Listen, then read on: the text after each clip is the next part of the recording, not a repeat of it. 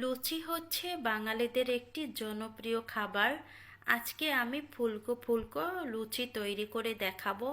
এই লুচিগুলো ফুলকো হলেও যখন আপনি খাবেন তখন কিন্তু নরমই থাকবে। চুলা থেকে নামানো মাত্রই ফুলকো লুচি খাবেন, তাও নরম থাকবে।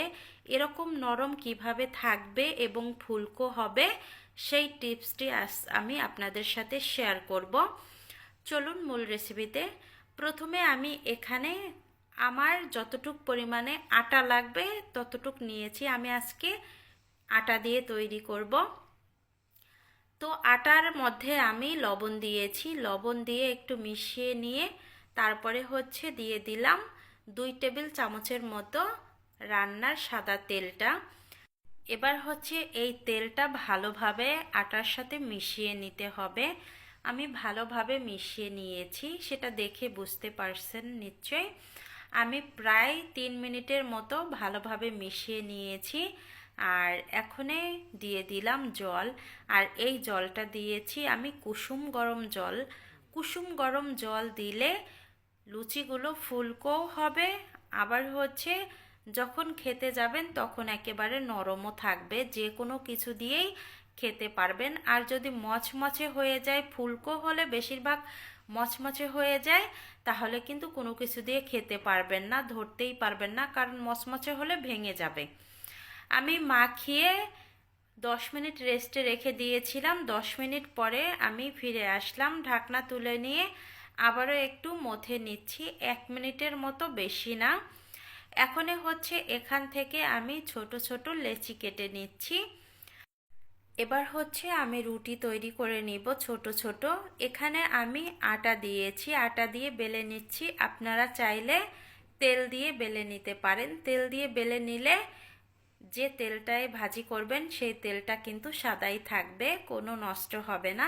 তবে এই আটা দিয়ে বেলে নিলে তেলটা নষ্ট হয়ে যায়। এই তো আমি একটা লুচি বেলে নিয়েছি, এবার আরেকটা লুচি বেলে নিচ্ছি।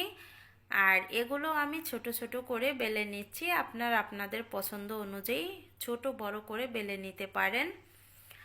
আমি এখানে 2টো লুচি বেলে নিয়েছি। এবার চলে যাব চুলায়। এখানে তেলটা গরম করে নিয়েছি। একটা লুচি আমি গরম তেলের মধ্যে দিয়ে দিলাম। এখানে মিডিয়াম হিটের তেলটায় আমি দিয়েছি, হাই হিটে তেলটা গরম করে দিতে যাবেন না। দিয়ে এই যে উপর দিয়ে একটু তেল আমি ছিটিয়ে দিলাম, এতেই দেখেন কতটা ফুলকো হয়েছে। আমি লুচিটা উল্টিয়ে দিয়েছি, এপাশ ওপাশ করে ভাজি করে নিয়েছি। এবার তেল থেকে নামিয়ে নিব।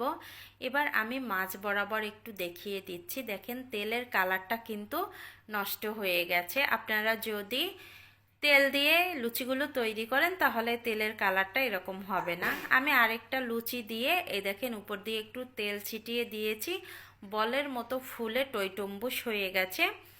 এবার লুচিটা আমি উল্টিয়ে দিলাম, উল্টিয়ে ভাজি করে নিয়েছি। প্রত্যেকটা লুচি এরকম ফুলকো হয়েছে।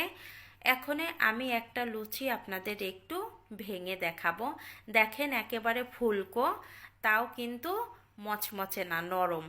এই লুচিটা যে কোনো কিছুর সাথেই খেতে একেবারে পারফেক্ট। কতটা নরম দেখেই নিশ্চয়ই আপনারা বুঝতে পেরেছেন। আজকের ভিডিওটা আমি এখানে এন্ড করলাম।